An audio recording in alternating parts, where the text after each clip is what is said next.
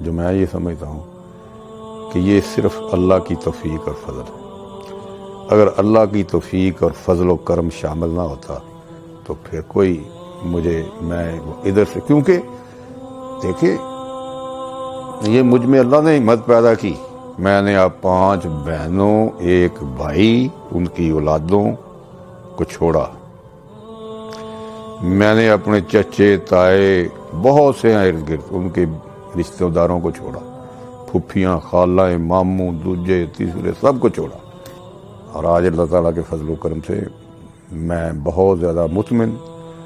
اور پرسکون اپنے آپ کو سمجھتا ہوں کہ مجھے اللہ تعالیٰ نے 70 سال گزرنے کے بعد یہ سعادت مجھے نصیب ہوئی، ورنہ بے شمار لوگ جو ہیں میرے اہل خانہ، میرے دیگر، میرے آباء و اجداد، وہ مر کھپ گئے حالت کفر۔